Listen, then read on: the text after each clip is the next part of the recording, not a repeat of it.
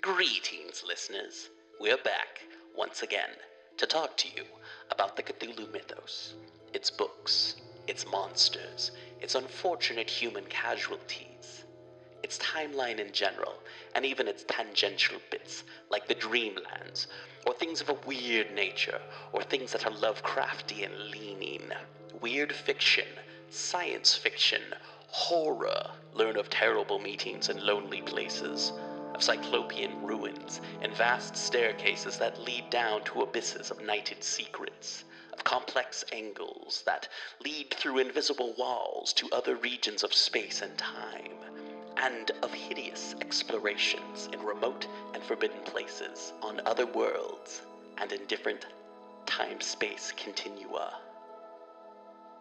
From the creation of our galaxy to the death of the sun, this is an exploration of the Cthulhu mythos from the perspective of humans' concept of history. We are the People's Guide to the Cthulhu mythos.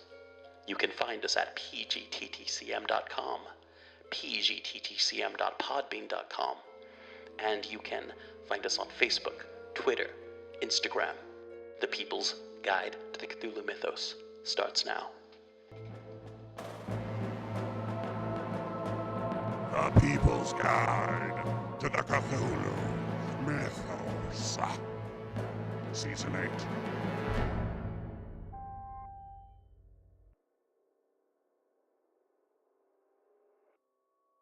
Greetings and welcome to The People's Guide to the Cthulhu Mythos. I am your host, D.B. Spitzer, and between episodes, 107 and 134, we will be talking about The Beetle.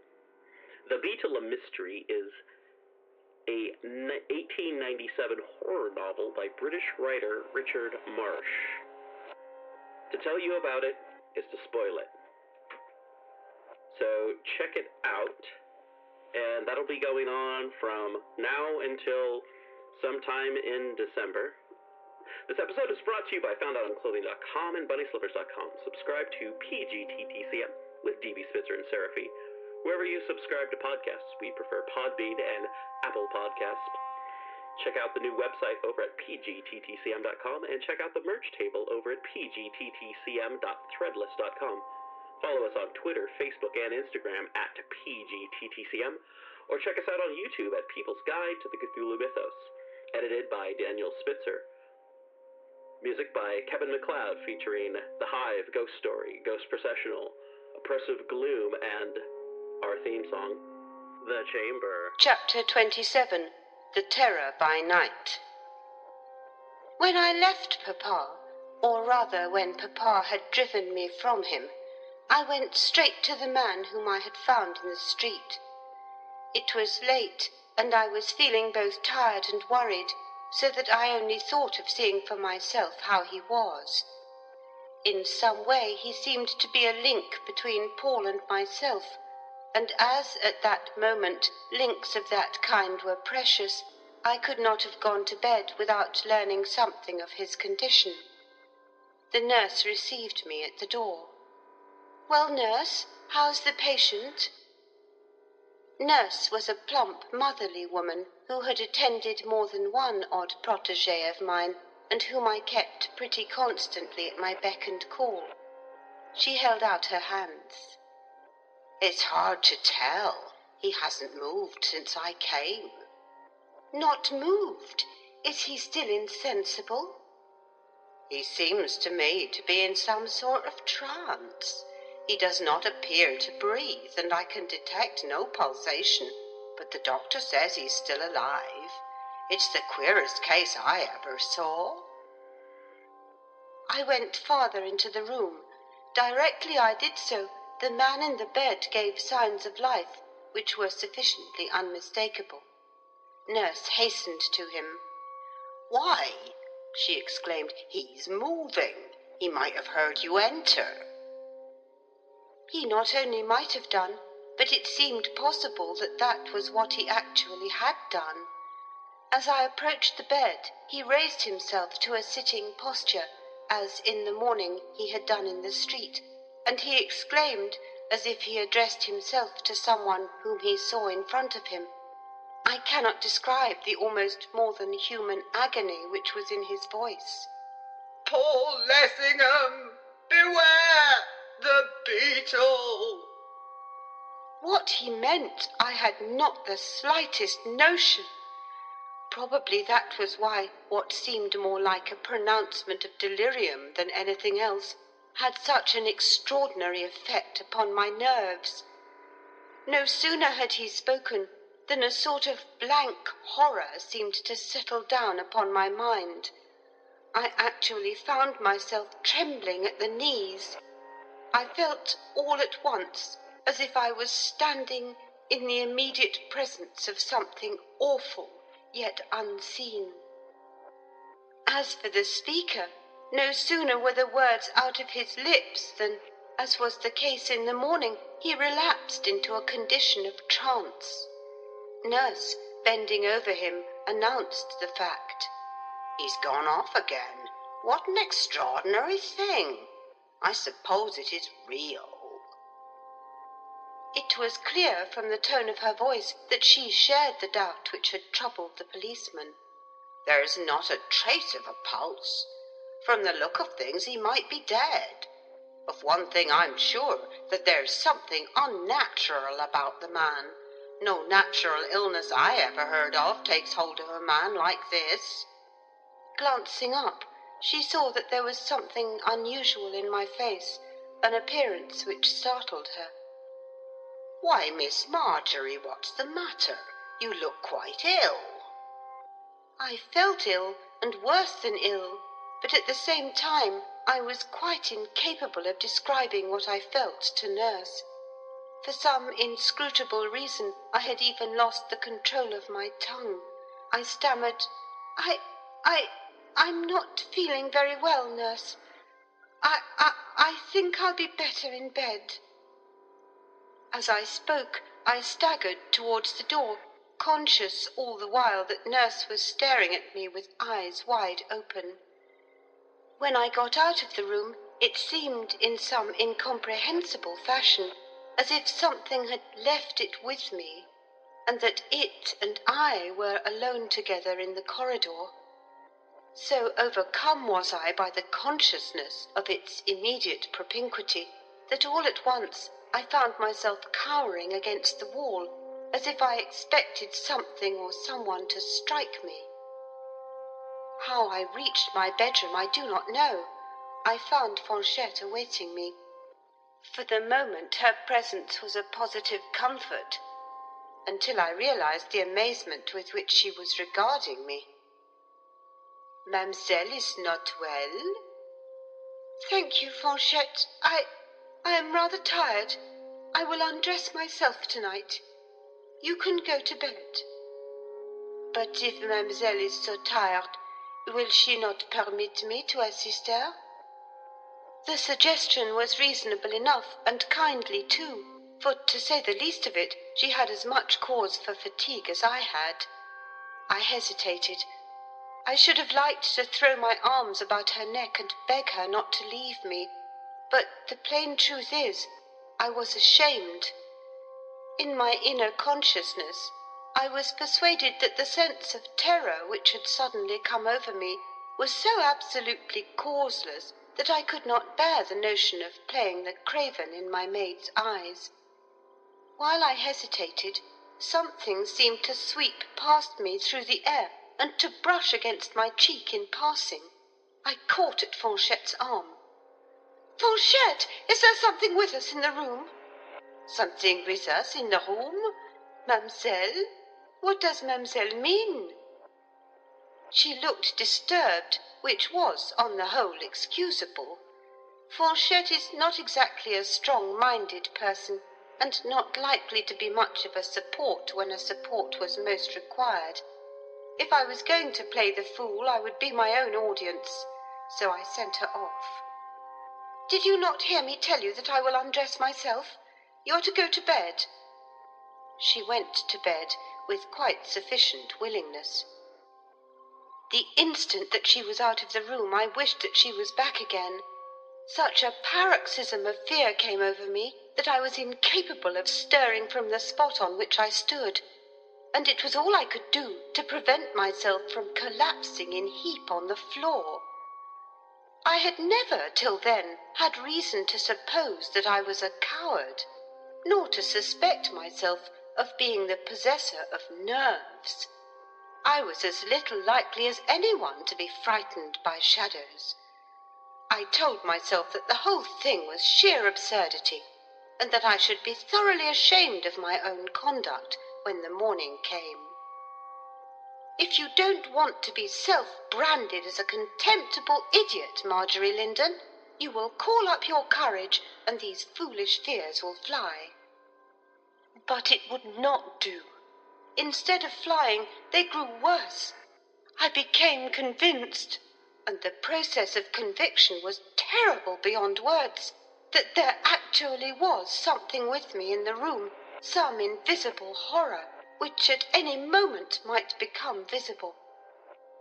I seemed to understand, with a sense of agony which nothing can describe, that this thing which was with me was with Paul, that we were linked together by the bond of a common and a dreadful terror, that at that moment that same awful peril which was threatening me was threatening him, and that I was powerless to move a finger in his aid.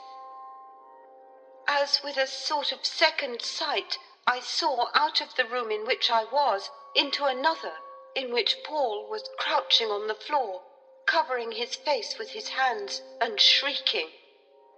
The vision came again and again, with a degree of vividness of which I cannot give the least conception. At last, the horror and the reality of it goaded me to frenzy. "Paul! Paul!" I screamed. As soon as I found my voice, the vision faded. Once more I understood that, as a matter of simple fact, I was standing in my own bedroom, that the lights were burning brightly, that I had not yet commenced to remove a particle of dress. Am I going mad? I wondered. I had heard of insanity taking extraordinary forms, but what could have caused softening of the brain in me, I had not the faintest notion. Surely that sort of thing does not come on one in such a wholly unmitigated form, without the slightest notice. And that my mental faculties were sound enough a few minutes back, I was certain. The first premonition of anything of the kind had come upon me with the melodramatic utterance of the man I had found in the street. "Paul Lessingham, beware the Beetle!" The words were ringing in my ears. What was that? There was a buzzing sound behind me. I turned to see what it was. It moved as I moved, so that it was still at my back. I swung swiftly right round on my heels. It still eluded me. It was still behind. I stood and listened. What was it that hovered so persistently at my back? The buzzing was distinctly audible. It was like the humming of a bee, or could it be a beetle? My whole life long I have had an antipathy to beetles, of any sort or kind. I have objected neither to rats, nor mice, nor cows, nor bulls, nor snakes, nor spiders, nor toads, nor lizards, nor any of the 1,001 other creatures, animate or otherwise, to which so many people have a rooted and apparently illogical dislike. My pet and only horror has been beetles. The mere suspicion of a harmless, and I am told, necessary cockroach being within several feet has always made me seriously uneasy. The thought that a great winged beetle, to me a flying beetle is the horror of horrors, was with me in my bedroom, goodness alone knew how it had got there, was unendurable. Anyone who had beheld me during the next few moments would certainly have supposed I was deranged. I turned and twisted, sprang from side to side, screwed myself into impossible positions, in order to obtain a glimpse of the detested visitant, but in vain. I could hear it all the time, but see it never. The buzzing sound was continually behind. The terror returned. I began to think that my brain must be softening. I dashed to the bed. Flinging myself on my knees, I tried to pray, but I was speechless. Words would not come. My thoughts would not take shape. I all at once became conscious, as I struggled to ask help of God, that I was wrestling with something evil. That if I only could ask help of him, evil would flee. But I could not. I was helpless, overmastered. I hid my face in the bedclothes, cramming my fingers into my ears, but the buzzing was behind me, all the time. I sprang up, striking out blindly, wildly, right and left, hitting nothing. The buzzing always came from a point at which, at the moment, I was not aiming. I tore off my clothes. I had on a lovely frock, which I had worn for the first time that night. I had had it specially made for the occasion of the Duchess's ball, and, more especially, in honour of Paul's great speech. I had said to myself, when I saw my image in a mirror, that it was the most exquisite gown I had ever had, that it suited me to perfection, and that it should continue in my wardrobe for many a day, if only as a souvenir of a memorable night. Now, in the madness of my terror, all reflections of that sort were forgotten. My only desire was to away with it. I tore it off anyhow, letting it fall in rags on the floor at my feet. All else that I had on, I flung in the same way after it. It was a veritable holocaust of dainty garments. I acting as relentless executioner, who am, as a rule, so tender with my things. I leapt upon the bed, switched off the electric light, hurried into bed, burying myself over head and all deep down between the sheets. I had hoped that by shutting out the light I might regain my senses, that in the darkness I might have opportunity for sane reflection, but I had made a grievous error. I had exchanged bad for worse. The darkness lent added terrors. The light had not been out 5 seconds before I would have given all that I was worth to be able to switch it on again. As I cowered beneath the bedclothes, I heard the buzzing sound above my head. The sudden silence of the darkness had rendered it more audible than it had been before.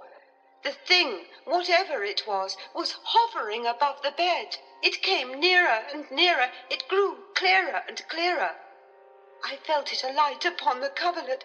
Shall I ever forget the sensations with which I did feel it? It weighed upon me like a ton of lead.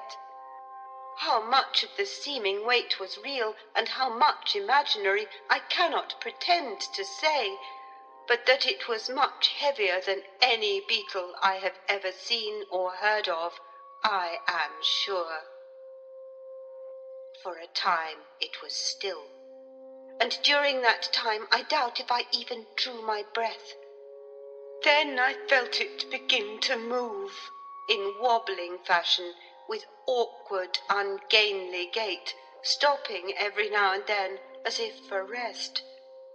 I was conscious that it was progressing slowly, yet surely, towards the head of the bed. The emotion of horror with which I realized what this progression might mean will be, I fear, with me to the end of my life, not only in dreams, but too often also in my waking hours. My heart, as the psalmist has it, melted like wax within me. I was incapable of movement, dominated by something as hideous as and infinitely more powerful than the fascination of the serpent. When it reached the head of the bed, what I feared with what a fear would happen, did happen. It began to find its way inside, to creep between the sheets. The wonder is I did not die. I felt it coming nearer and nearer, inch by inch. I knew that it was upon me, that escape there was none. I felt something touch my hair. And then oblivion did come to my aid. For the first time in my life, I swooned. End of chapter 27. Recording by Ruth Golding.